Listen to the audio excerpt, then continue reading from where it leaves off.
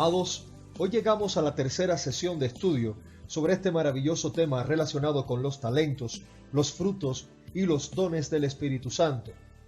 Paz, gracia y misericordia de Dios sea a todos y cada uno de ustedes, mis amados, a quienes Dios ha puesto en el corazón tanto el querer como el hacer por su buena voluntad, para que juntos escudriñemos las Sagradas Escrituras y nos acerquemos un poco más al conocimiento de Él. Hoy vamos a estar hablando sobre un tema maravilloso y me refiero a los frutos del Espíritu Santo. Y este, mis amados, es un tema sobre el cual todo verdadero creyente debe escudriñar en las Sagradas Escrituras y llegar a entender con la mayor claridad posible qué son y cómo se manifiestan los frutos del Espíritu Santo.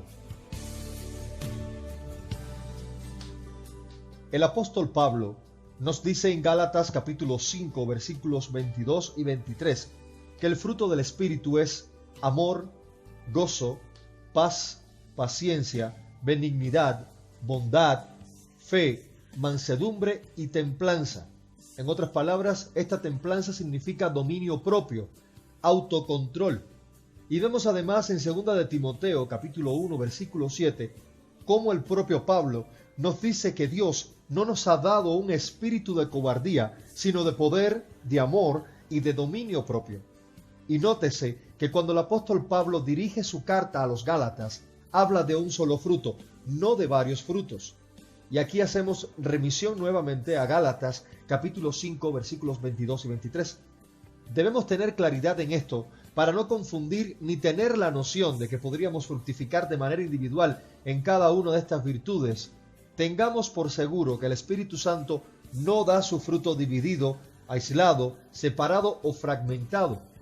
El fruto es uno solo, con 9 diferentes virtudes, lo cual implica que, aunque son varias las manifestaciones, son una sola consecuencia directa de la presencia de Dios en la vida de todo cristiano, es decir, de la presencia del Espíritu Santo. Sin embargo, por manifestarse de diferentes maneras, comúnmente son llamadas en plural los frutos, aunque en realidad, según las Sagradas Escrituras, es un solo fruto con resultados diversos. Al tratar con este asunto, es sumamente importante que recordemos que el Espíritu Santo no se trata de una sustancia o una influencia, ni tampoco de un gas o algo líquido o algún tipo de poder, sino que estamos hablando de una persona.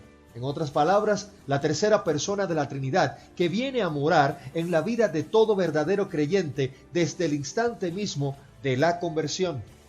Nos dice el apóstol Pablo en Romanos capítulo 8, versículo 9, que si alguno no tiene el Espíritu de Cristo, no es de él. El Espíritu Santo viene a morar en todos los cristianos y no viene a nosotros por parte, sino es una persona completa. Y cuando una persona viene de visita a nuestra casa, créame que no viene en pedazos, o sencillamente está o no está.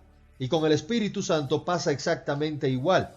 No es que al convertirnos se nos da un poco del Espíritu y luego, si vamos cumpliendo ciertas condiciones, se nos da más y más hasta que finalmente somos llenos de Él.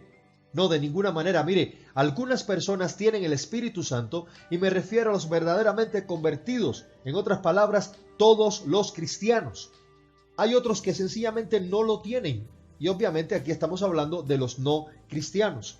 Y nótese que en Juan capítulo 14 versículos 16 al 18 nos dice el Señor: y yo rogaré al Padre y os dará otro consolador, para que esté con vosotros para siempre, el Espíritu de verdad, el cual el mundo no puede recibir, porque no le ve ni le conoce, pero vosotros le conocéis, porque mora en vosotros y estará en vosotros. No os dejaré huérfanos, vendré a vosotros. Aunque Cristo ascendió a los cielos, sus discípulos no han quedado huérfanos, porque el Espíritu Santo ha venido a morar en sus corazones.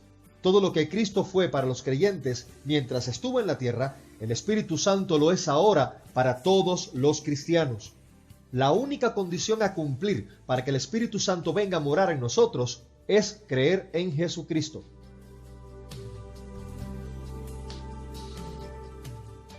Todos los que creen disfrutan de esta bendición. Nótese Juan capítulo 7, versículos 37 al 39. Todos los que creen ya tienen el Espíritu. Sin embargo, hemos de notar que es a un grupo de creyentes a los que Pablo exhorta en Efesios capítulo 5 versículo 18 a que sean llenos del Espíritu Santo. El Espíritu mora en todo cristiano, pero no todos los cristianos son llenos del Espíritu. El fruto del Espíritu Santo es el resultado de la presencia del propio Espíritu en la vida de un cristiano. La Biblia nos dice claramente que cada uno recibe al Espíritu Santo en el momento en que cree en Jesucristo. Veamos Romanos capítulo 8 versículo 9 o Primera de Corintios capítulo 12 versículo 13 y Efesios capítulo 1 versículos del 13 al 14.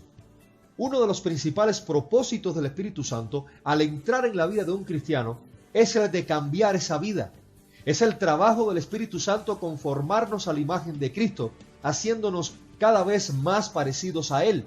El fruto del Espíritu está en directo contraste con los hechos de la naturaleza pecaminosa que nos dice el apóstol Pablo en Gálatas capítulo 5 versículos del 19 al 21 y cito: y manifiestas son las obras de la carne, que son adulterio, fornicación, inmundicia, lascivia, idolatría, hechicerías, enemistades, pleitos, celos, iras, contiendas, disensiones, herejías, envidias, homicidios, borracheras, orgías y cosas semejantes a estas, acerca de las cuales os amonesto, como ya os lo he dicho antes, que los que practican tales cosas no heredarán el reino de Dios.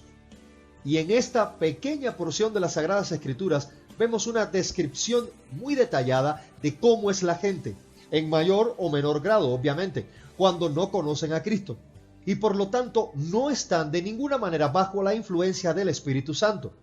Nuestra carne, sumida en el pecado, produce este tipo de frutos que vemos en Gálatas 5 del 19 al 21, y el Espíritu Santo produce otro tipo completamente diferente de frutos, que podemos ver en Gálatas capítulo 5 versículos 22 y 23. La vida cristiana se desenvuelve en medio de una constante batalla entre las acciones de la naturaleza y el pecado y el fruto del Espíritu Santo. Como seres humanos con una naturaleza caída, aún estamos atrapados en un cuerpo que desea las cosas pecaminosas. Véase Romanos capítulo 7 versículos del 14 al 25. Como cristianos, tenemos al Espíritu Santo produciendo su fruto en nosotros y contamos con su poder para que conquistemos los actos de la naturaleza de pecado, tal cual vemos en 2 de Corintios 5:17 y Filipenses 4:13. Un cristiano nunca será completamente victorioso en demostrar siempre el fruto del Espíritu Santo. Sin embargo, es uno de los principales propósitos de la vida cristiana, al permitir que progresivamente el Espíritu Santo produzca más y más de su fruto en nuestras vidas y conquiste nuestros opuestos deseos pecaminosos. Dios desea en todo tiempo que nuestras vidas muestren el fruto del Espíritu, y con la ayuda del Espíritu Santo, amados, esto sí es posible. Gracias damos al Señor que pone en nuestras manos su santa palabra para escudriñar las Sagradas Escrituras y además del querer como el hacer por su buena voluntad para que nos acerquemos un poco más al conocimiento de Él. A Dios sea toda la gloria y la honra, y a usted, muy amado del Señor, que Dios le bendiga.